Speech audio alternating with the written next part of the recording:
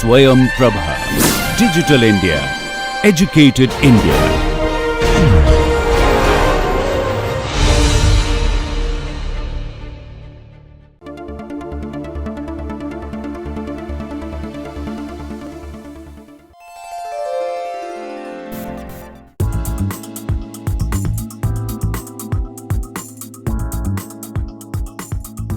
Welcome to lecture 6 of module 7.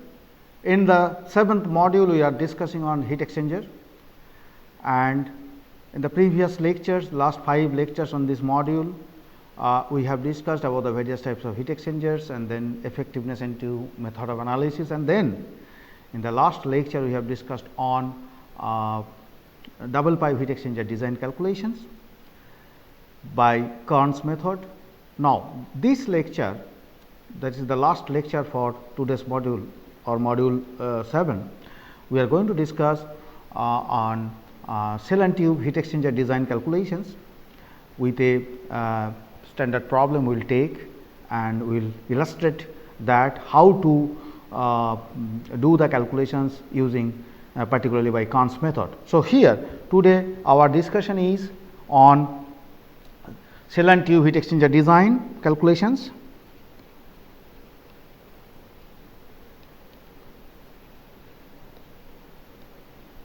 Heat exchanger design calculations. So, here we are going to apply, as we have done in case of double pipe heat exchanger, is the Kern's method, and this method is being very nicely in detail elaborated in the book of process heat transfer by D.Q. Kern, as I have mentioned in the last lecture. Okay. The book of D.Q. Kern,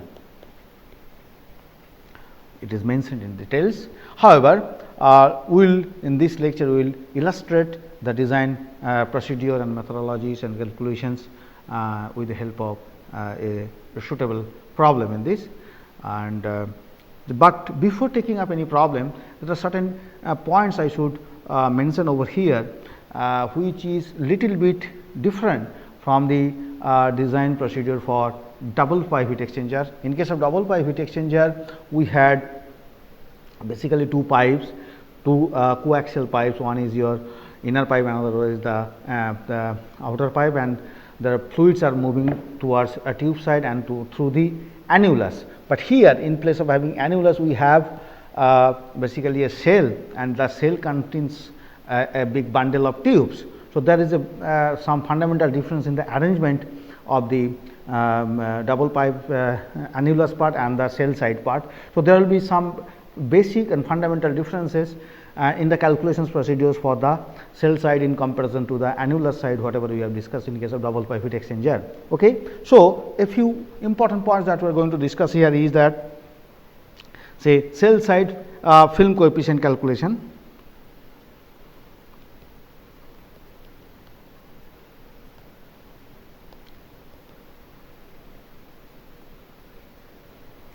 In fact, we have seen that in case of double pipe heat exchanger, the tube side calculations has been through the problem we have seen that has been done by Cedar-Tutty equation that we have used. Somebody can use Dittus-Boelter equation, some others can use other types of equations. There are a lot of correlations, convective witness correlations has been discussed previously, some of them can be used. But in case of cell side, this is not directly used. In fact, in Kern's method, Kern has proposed a relationship, and that relationship is normally used for calculating the cell side film coefficient or cell side heat transfer coefficient, and which is given by so Kern's correlation, which is used, and that is given by H naught, the heat transfer coefficient, film heat transfer coefficient in the cell side, into dE, which is the effective diameter, by K, thermal conductivity in the cell side, that is equal to 0.33, that is the constant, into this is dE is the equivalent diameter, into Ga cell side mass flow rate, okay, and then mass flux, basically mass velocity, you can say that mu by mu to the power 0.55, and then mu Cp by K, this is the Prandtl number, to the power 0.33, and then the viscosity correction ratio, that is mu by mu w. So, this is the relation that should be used, and it is valid for 2000 less than this Reynolds number, cell side less than your so for a wide range of applications for Reynolds number it can be used. Okay. Now, second point over here is that how to get the equivalent diameter for cell side. Equivalent diameter estimation. So, already we have discussed that in case of a cell and tube heat exchanger, that the tubes are arranged in either in two ways. It can be by a triangular pitch arrangement, or it can be square pitch arrangement.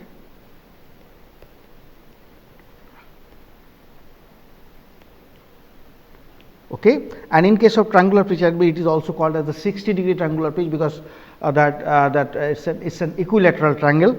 So, in this case, actually, as we have several times we have seen it also, this is not that first time we are discussing this. Sorry. So, this is the diameter of the, say, outside diameter of the tube, and this is the 60-degree angle. So, equilateral triangle, and now this is nothing but the pitch, tube pitch, and this part is nothing but the clearance, C dashed. So, C dashed is clearance, and PT is equal to tube pitch. So, under that situation, we know that equivalent diameter, we know that 4 times the hydraulic radius, and hydraulic radius is the 4 times the flow area by weighted perimeter. So, DE is equal to 4 into flow area by weighted perimeter,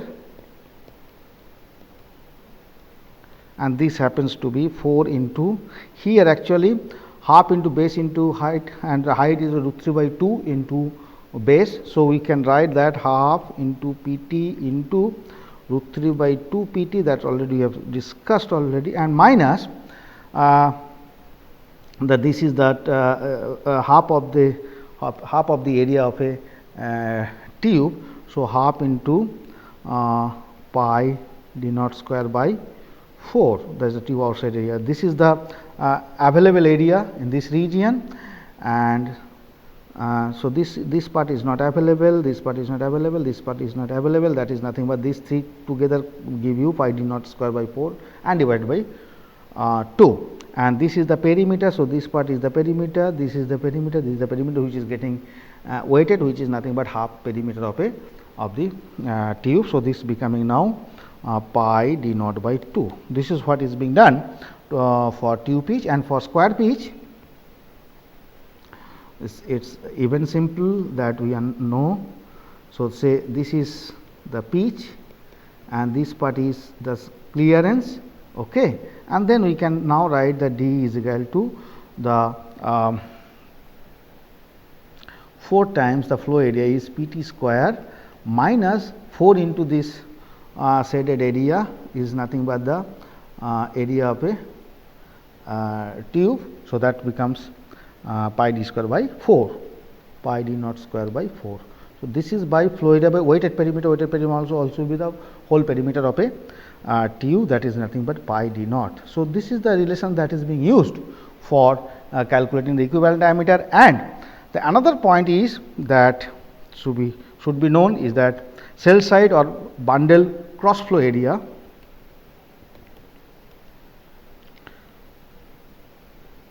bundle means tube bundle, cross flow area. So, what happens is, because of the presence of the baffles are present, okay. So, we know that in a tubes, in a cell and tube heat exchanger, this is the tube bundles, tubes are placed like this, and you have the baffles at different locations. So, flow is there, it is coming like this and then going up like this. So, this is a cross flow kind of thing happening. So, at any instant of time, so this is the, if this is the length, if this is the distance between two baffles, Okay. So, that fluid will pass like this and then it will come like this. This is another distance between two parallel. So, this is the cross flow area that we have to calculate. Now, this is the area basically that we have to calculate. So, this is given by AS equals to C dash is the clearance between as we have seen for the tubes, into B is the baffle spacing, into DI diameter, inner diameter of the cell, and PT is the tube pitch. So, basically we can say C dash into B is the area, okay, and then diameter by pitch gives you that how many such area is possible in that diameter. So, that gives you the total flow area. Okay. So, this is a number di by pt, how many such arrangements are possible in a diameter. So, this gives, and this is that, if we say that this is clearance and one is baffle spacing. So, this clearance into baffle spacing gives the area, and how many such modules are there, which is di by pt. So, it actually takes care of the maximum flow area possible in the cell center, basically nearby the center. Okay. So, now AS is this, where B is the baffle spacing, DI is the cell diameter, inner diameter, and AS is flow area. Okay. W is, so your mass velocity cell side is given as a GS, that is W by AS. Okay. And so, W is equal to mass flow rate, and C dash is the tube clearance,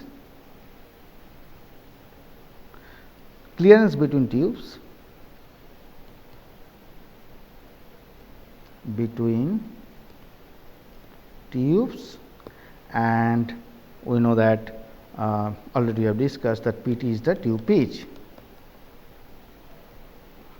Okay. Now, so this is one important point that was necessary to be discussed. Then another point, what is that called correction factor. So, LMTD correction factor, log drive or temperature driving force correction factor. What is that? So, this is usually termed as FT, that is the correction factor that is used. Now, what happens?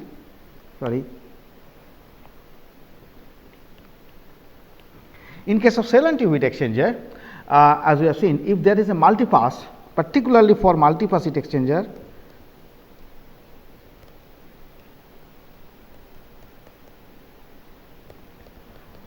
what happens? Multipass heat exchanger, that the flow can be mixture of parallel flow and counter flow. None of the flow is perfectly parallel, none of the flow is perfectly counter. So, therefore, what happens is actual LMTD, actual driving force is different than what we can calculate. So, actual driving force is calculated from the log mean temperature difference, LMTD, multiplied by a correction factor. So, this LMTD is being calculated. Already we have seen in previously that how to get this LMTD calculations, and once we know the LMTD, based on the LMTD calculation is being done based on the inlet conditions and outlet conditions of the hot and cold tubes, hot and cold fluids, but we are not interested to know what is happening at the intermediate points of the for the temperatures. So, that we are not interested to see for LMTD calculations, but to take care of that part, what is happening, that in the intermediate conditions, what is happening, that correction factor is being taken into consideration, and that is called LMTD correction factor. So, your we can say the delta T actual is delta T log mean into FT. FT is the correction factor, and what happens, this correction factor can be as I said that it is for multi-pass heat exchanger. So, this correction factor can be calculated from the figures, or it can be calculated from the expressions. For example, for 1:2 cell and tube heat exchanger, okay, we have a relationship that if 1:2 means, already we have discussed that 1 means the cell pass, 2 is the tube pass. Under that situation, and what is this pass? Pass is that how many times that tube material, tube fluid is passing through the heat exchanger twice. Same fluid element is passing through the heat exchanger twice. That's why it's called 2 pass.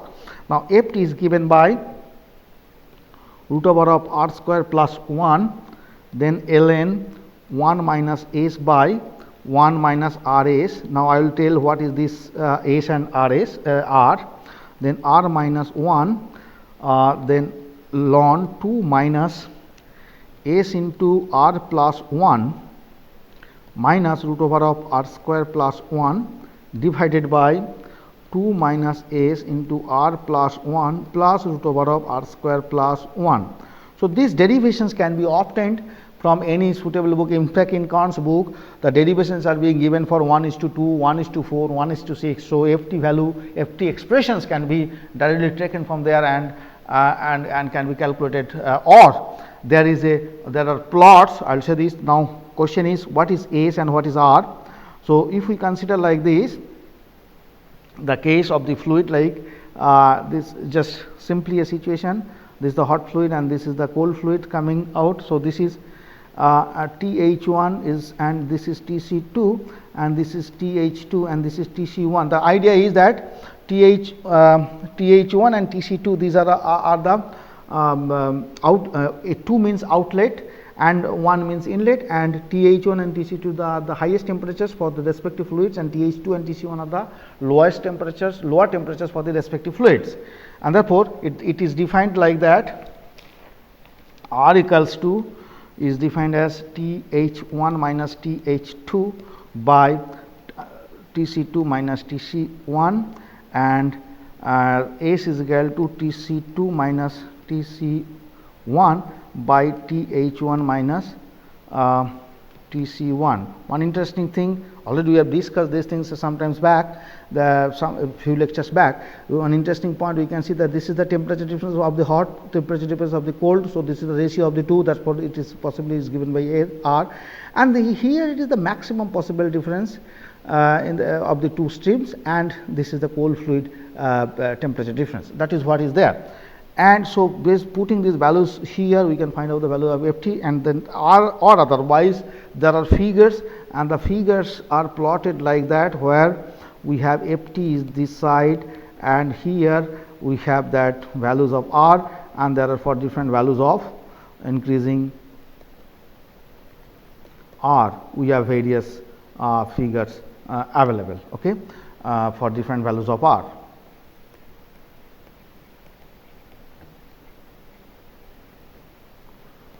So we have the values available. We can find out what is the value of Ft for those cases. So this can be found out graphically, or it can be found out with the help of the expressions, mathematical expressions. Okay.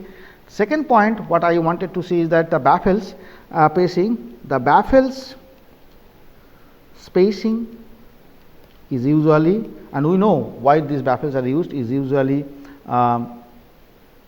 0.2 di to di. So diameter of the cell to 0.2 times diameter of the cell to the diameter of the cell. Now the another point what I should say here is this pressure drop calculation.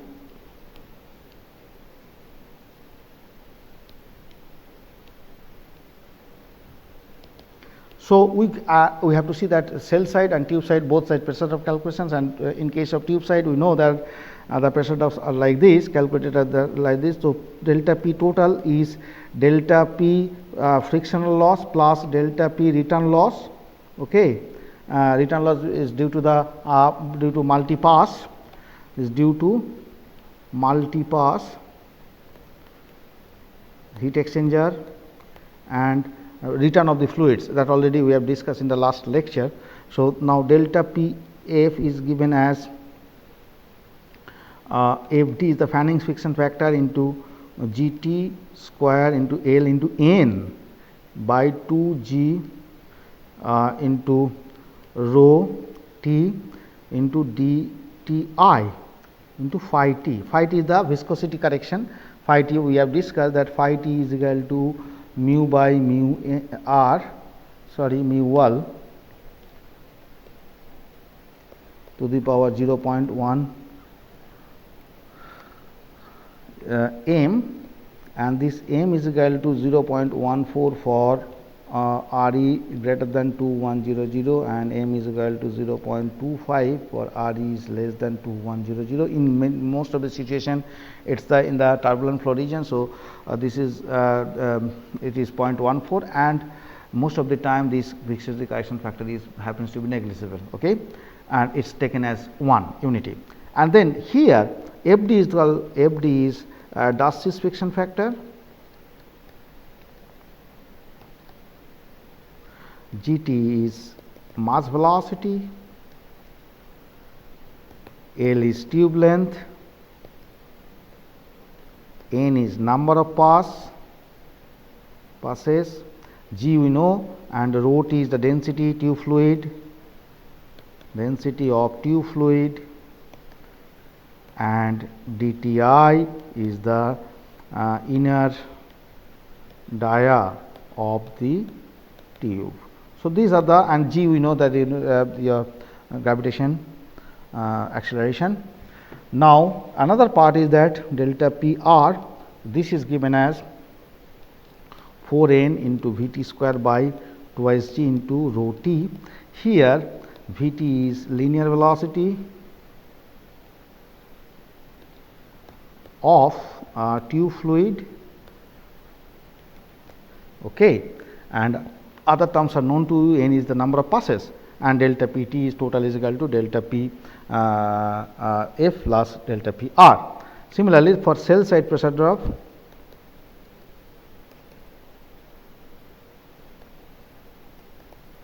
we have to calculate that it is that delta P cell side is given as again FD into GS square cell side.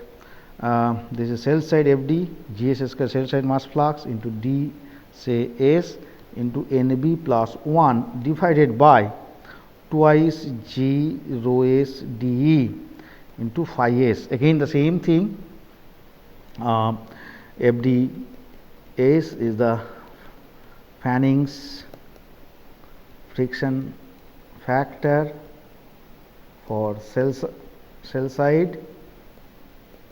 So, most all are cell side, so I am not repeating them. So, GS is the mass flux,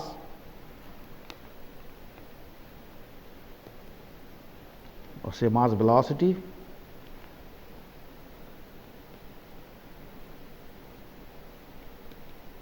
then ds is cell diameter. Here it is, I will write di, actually the notation is di, we are following. So, let us follow this as to be di, cell dia inner, then NB is number of baffles. So, this is what if n number of NB number of baffles are there.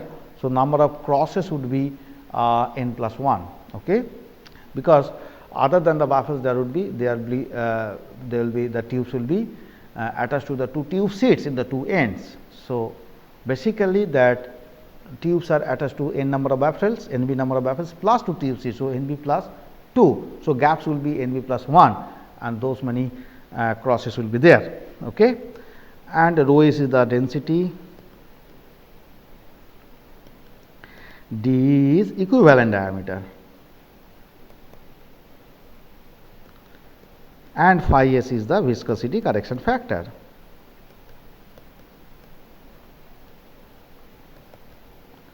As we have seen, it is mu by mu W to the power 0.14 and so. So, this is what is necessary to know to calculate the cell side pressure drop. Now,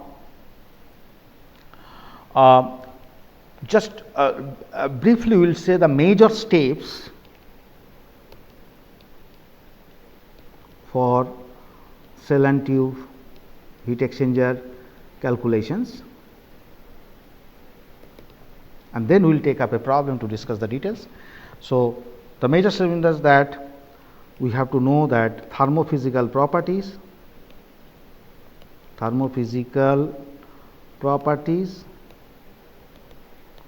temperatures,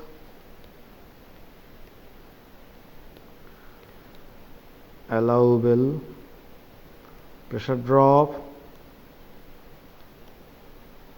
and allowable dart factor. So, these things we have to know. We have to know that while you are calculating this. Then we to know another points like for cell side, cell details, then tube details. Either this is either to know or to decide. We have to decide depending on that. So, cell details and tube details, okay, and then order of calculations. Now, in the cell details and tube details, we can understand in cell detail that cell ID, baffle spacing, B, then passes, etc. And in tube details, tube, dia, length, okay. Then we need to know the pitch, passes, etc. These things are to be known or to be decided, okay. And then order of calculations, if we just see one by one. So, energy balance, as we have seen in case of or heat balance, then true temperature difference calculation, then caloric temperature if required, okay, and then estimation of parameters, physical thermophysical properties,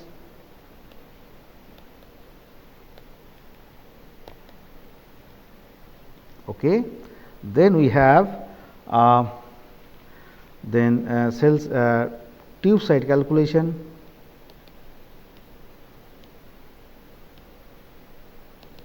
in tube side calculations we have to find out flow area. So, that is also for cell side calculation. So, we have to see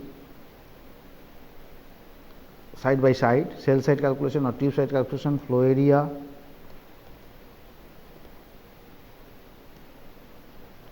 then we know that we have to find out the mass velocity,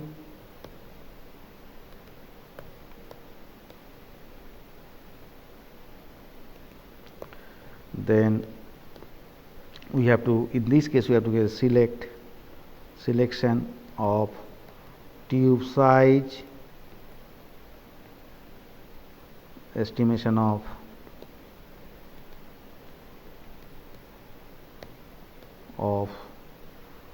HI, heat transfer coefficient, then estimation of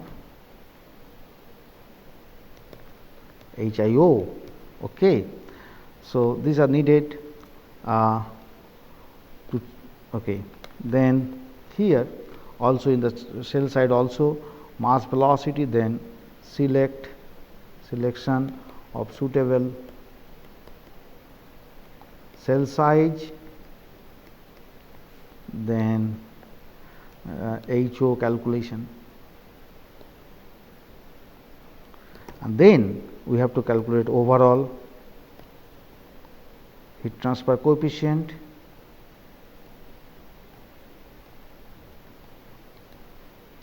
calculations that indicates estimation of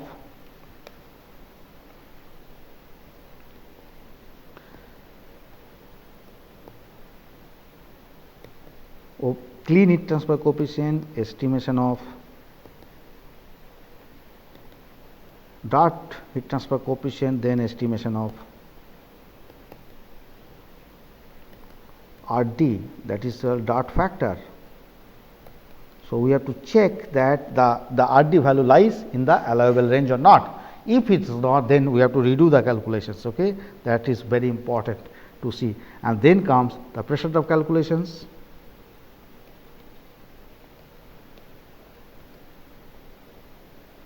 for tube side and for cell side.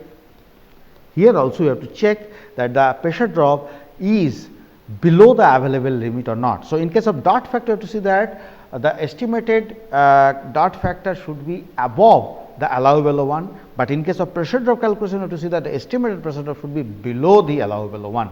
So, once they are satisfying the necessity requirements, then the design looks to be fine, or somebody can do some refinements, some updation, some for a even better performances. But if they do not meet those demands or requirements, then we have to go definitely we have to go for recalculations and rechecking. Now, let us take up a problem on this cell anti-weight exchanger. So, the problem statement is like this: design a cell and tube heat exchanger to cool methanol from 70 degree centigrade to 40 degree centigrade. Okay. Now, methanol flow rate 80,000 kg per hour. Okay. Now, water, which is brackish water, that is little polluting, brackish water, corrosive rather, not polluting, corrosive water which is used as coolant,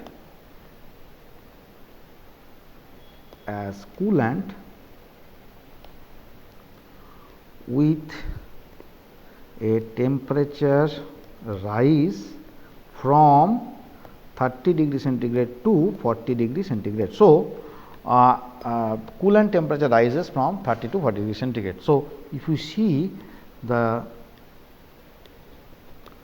temperature profiles, the other than the passes, in general it will be like this, other than the passes I am telling. So, here say I am sorry,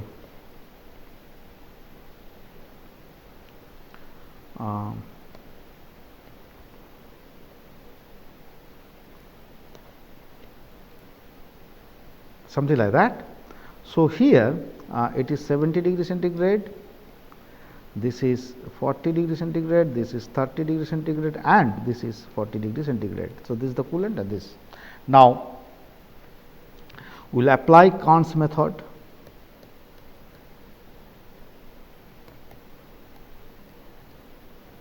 For this design.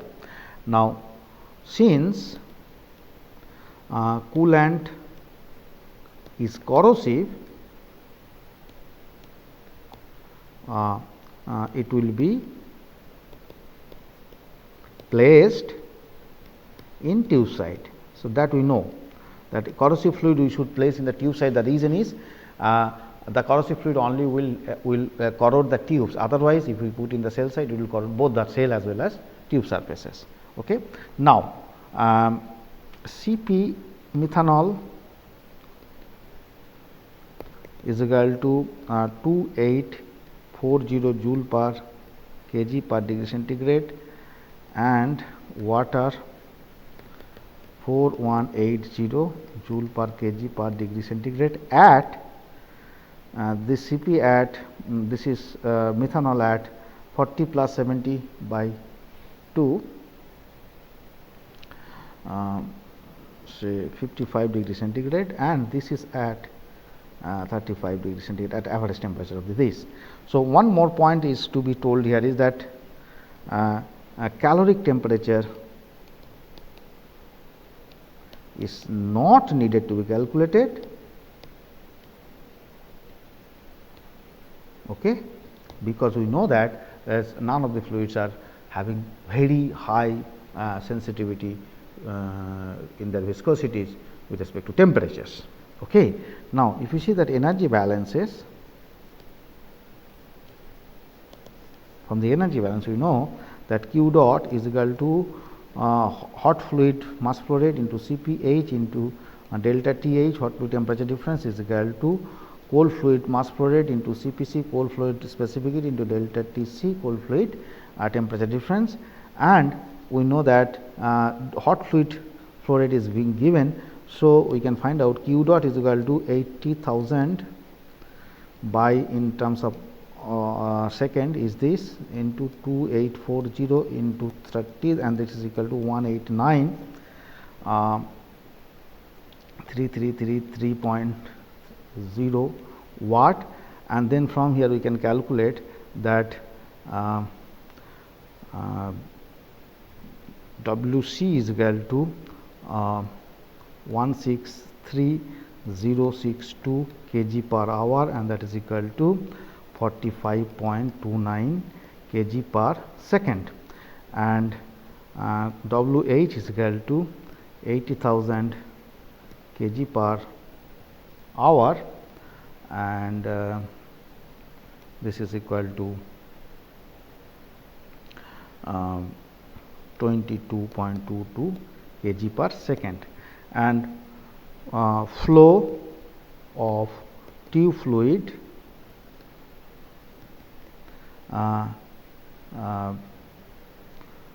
is in 2 pass mode. Okay. So, this is 1:2 SHE, shell and tube heat exchanger, that is to be designed.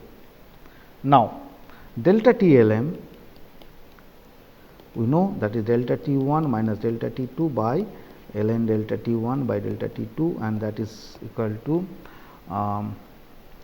18.20 degree centigrade, and Ft has been calculated using the formula root over of r square plus 1 ln 1 minus s by 1 minus rs by r minus 1 ln 2 minus s into r plus 1 root over of minus root over of r square plus 1 by 2 minus s r plus 1 plus root over of r square plus 1. Okay. Here r is equal to 70 minus 40 by 40 minus 30, and that is equal to 3.0, and s is equal to 40 minus 30 by, for the cold fluid this is the changes, and this is the maximum possible changes is 70 minus 30, that is equal to 0.25. So, these are the values. Once we put these values, then Ft is equal to, correction factor is equal to 0.81, and this says that corrected LMTD or delta T true equals to 18.20 into 0.81, and that is equal to 14.74 degree centigrade. So, this is the corrected temperature difference. So, LMTD correction is being done. Now, let us assume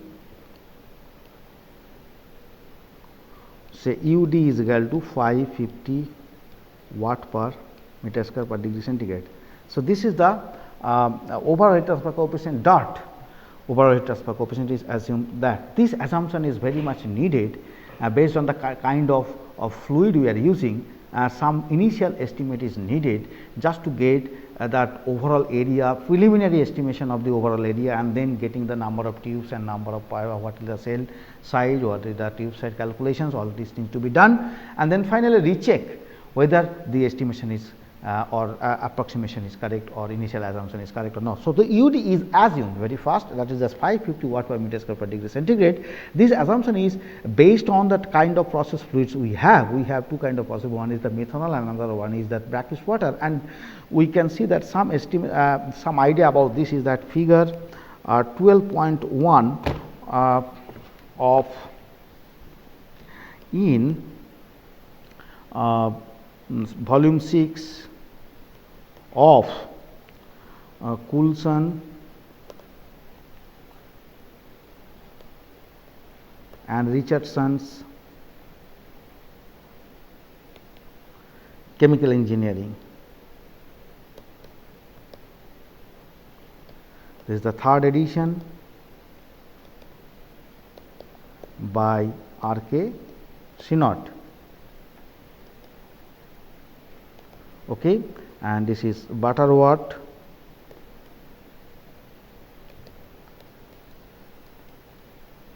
Heinemann 1990, this edition. So, we can find out from the figure that for this kind of process fluids, an approximate value of UD is 550 can be. So, that is a range, actually it can be from 500 to 700 watt per meter square per degree centigrade. So, I have taken as 550 as the watt per meter square per degree centigrade as the overhead transfer coefficient. It is better to take in a relatively at a lower side, that is to ensure that you need not go for any recalculation of the things, though there is a risk of having say under designing of the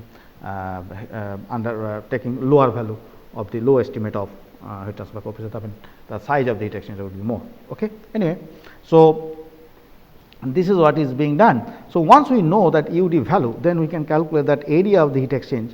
We know the heat load, how much is it? That is the Q dot by U into delta T, true, that we have already got, and this U is that nothing but a UD overall, and considering the dots also. So, therefore, it happens to be, we know that this is 1893333 divided by 550 into 14.74, and that gives me 234 meter square. So, this has become the area of the heat exchange, and once I know the area of the heat exchange, this area is nothing but the area is coming from the tubes. So, what we will say, so we will choose tubes of this kind, say 20 millimeter OD, 16 millimeter ID, this kind of tubes, 4.88 meter long.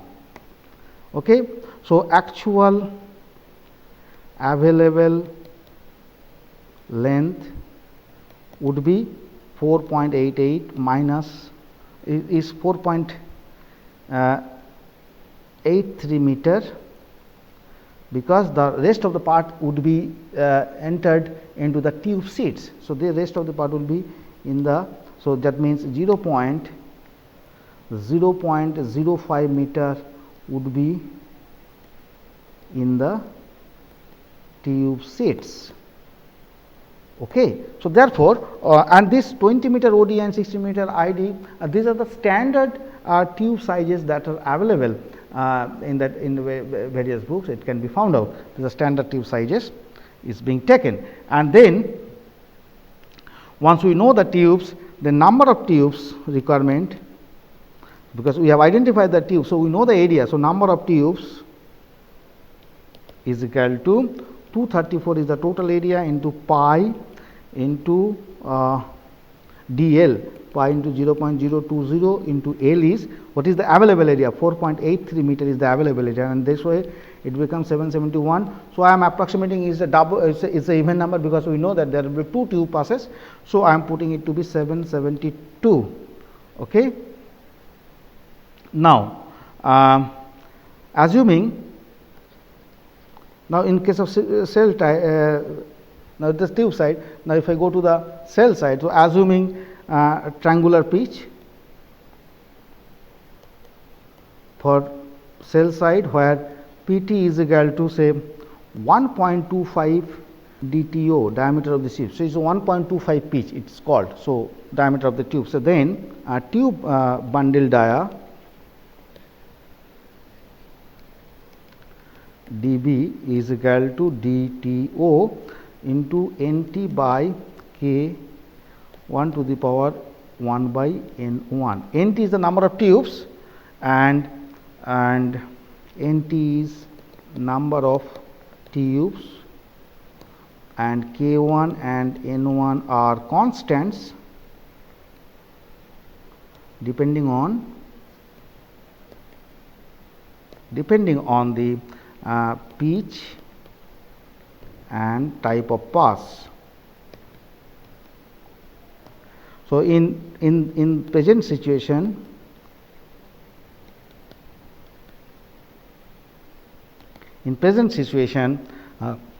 K1 is equal to 0.249 and N1 is equal to 2.207. So, these values K1 and N1 also can be obtained by from the book of Coulson and Richardson. It is given in tabular form.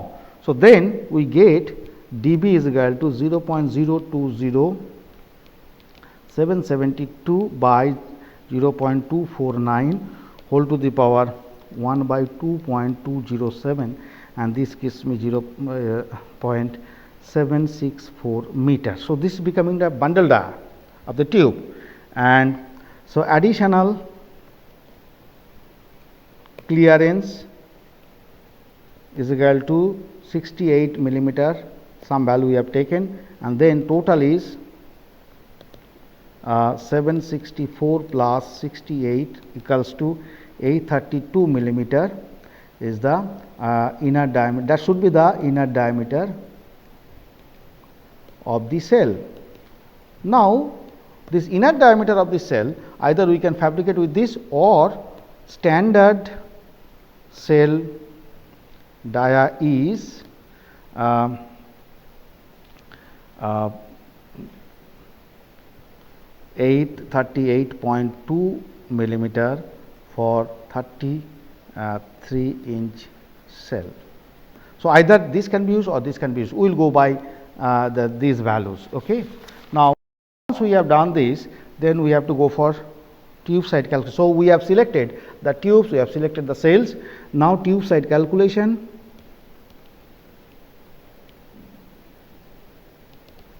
Okay. In tube side calculations, we have no mean temperature 35 degree centigrade, and so tube per pass, that is very important, is equal to 386, is divided by 2, and so water mass velocity, we know that inner diameter of the tubes GT will be equal to 584 kg per meter square per second. It is based on this flow area, total flow area is equal to 0.0776 meter square. So, number of tubes into the area of each tube, and then rho is equal to 995 kg per meter cube, mu is equal to 8 into 10 to the power 4 kg per meter per second, K is equal to 0.6 watt per meter per degree centigrade, and mu by mu W is taken as 1.0, and Cp is equal to 4180 joule per kg per degree centigrade, and based on that we can find out velocity of water is 0.59 meter per second, and then we using the Siddhartha equation, Nusselt number we know as we have done 0.027, Reynolds to the power 0.8, Prandtl to the power 0.3, mu by mu W to the power 0.14, and here I have Reynolds is equal to 11680, and Prandtl number is equal to 5.573, and from there we know we can calculate Hi is equal to 3203 watt per meter square per Kelvin, and HIO is equal to Hi into ID by OD, and this gives me 2562 watt per meter square per Kelvin. Now, so this is then if we go for cell side calculations,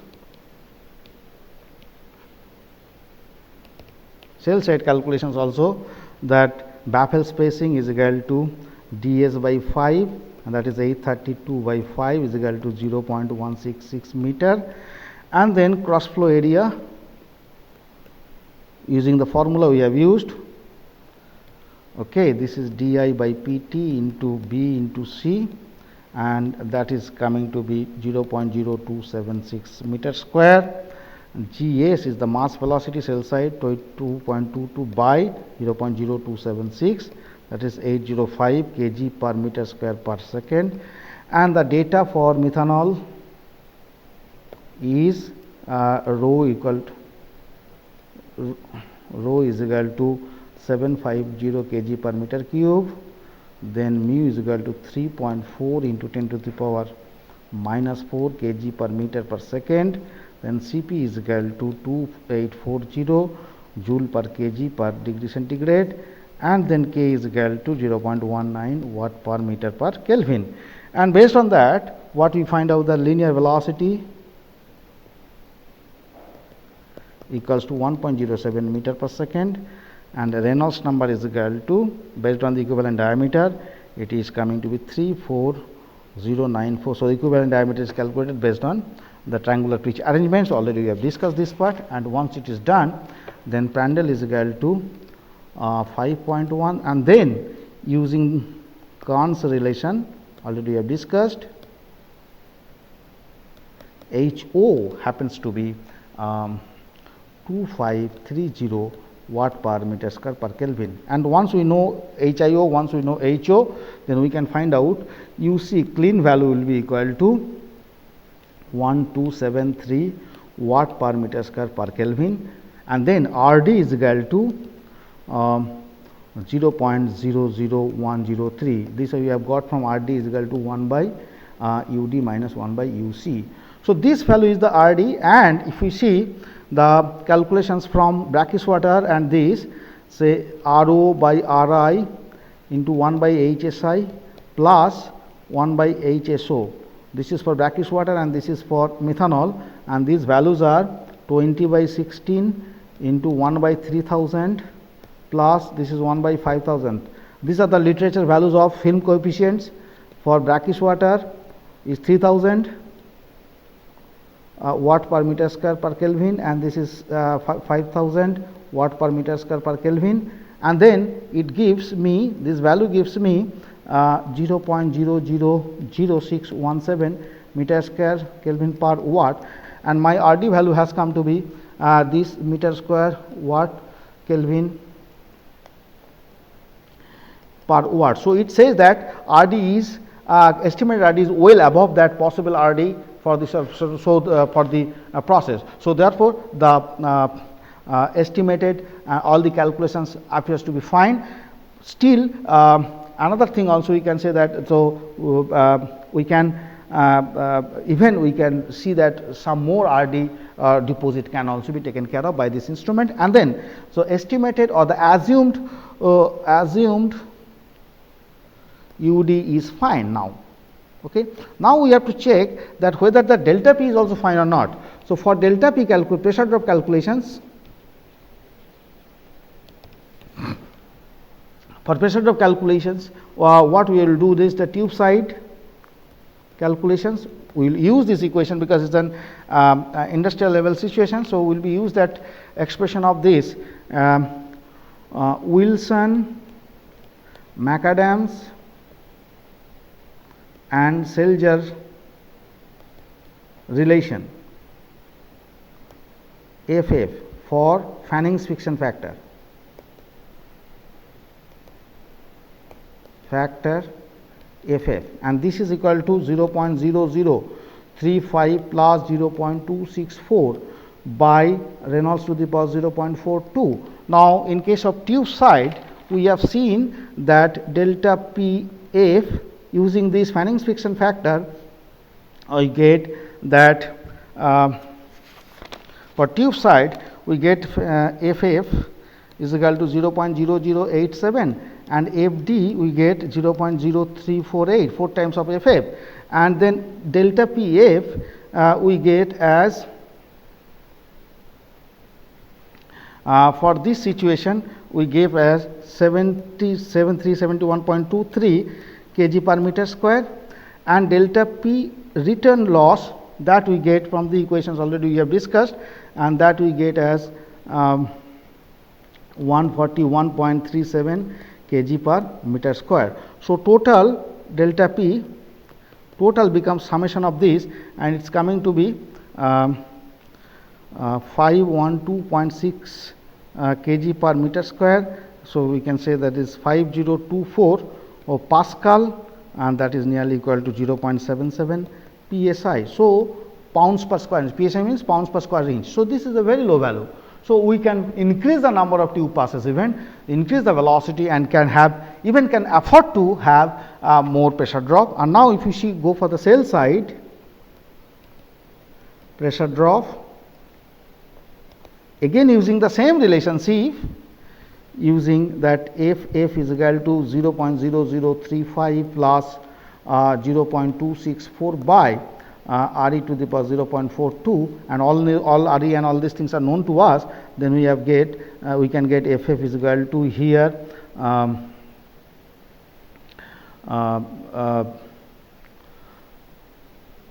0.0068 and Fd is equal to Fanning's friction factor 0.0278. And now, if we apply here in case of cell, so delta Ps is equal to Fd Gs square di into Nb plus 1 divided by 2G rho s de into phi s equals to 1.0 and Nb equals to, you know, Nb is equal to 4.83 is the length of the tube divided by which is exposed to the water, and the rest of the part is in the tube seat. 0.166 is the baffle spacing, this becomes 29. So, then if we put that all the values over here, di is known to us as 0.832 meter and all other values are known. Gs is equal to 805 kg per meter square per second, and then we get delta Ps as 2078 kg per meter square, and this is equal to 20368 Newton per meter square, is equal to 20.368 kilopascal, and that is equal to 3.11 psi. So, 3.11 pounds per square inch. Normally up to 7 to 10 psi is the allowable range. So, we are still we are much better, and it can be further improved by more turbulence can be created to get more heat transfer coefficients. So, these are the possibilities. So, for fine tuning, further treatment of this design can be done to get even a better design for this heat exchanger. So, this is what is just to demonstrate about the heat exchanger design, and for various situations there can be n numbers of situations, there can be n numbers of ways that the heat exchanger has to be designed, but the basic philosophy remains the same. So, we should be very careful to see that we are not exceeding the limit for pressure drop, and we are well above this RD limit, dot factor limit, and if we are not exceeding the pressure drop, then we have or rather we are well below the pressure drop limitations, then we have the limit, we have the edge, we have the freedom to go for more turbulence into the system, and more turbulence means more friction, more heat transfer coefficient, and better heat transfer. So, in addition to this, there is another method of heat exchanger that is called Bell's method of design, heat exchanger design, and this is more appropriate, or rather I should say more accurate than Kahn's method.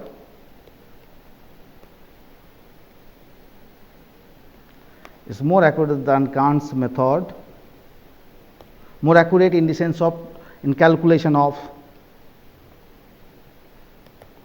heat transfer coefficient and calculation of delta P. So, these are more accurate Bell's method is more accurate because it takes care of leakages in the cell side and the bypass flow in the cell side. So, more details of the Bell's method. So, it is an we can say refinement of the Kahn's method, taking care of all these two leakages in the cell side, whatever leakage, that leakage can be happening between the tube hole and the baffles. Okay, so tube passing through tube holes in the baffle. So, these leakages are there, and also the bypass flow because of the segmental cut. So, these things more details can be found in the volume 6 of Coulson and Richardson. So, this is all about chapter. This is all about our the module 7 heat exchanger design. In the next lecture, we will start discussing on some other module, module 8, where we will be discussing on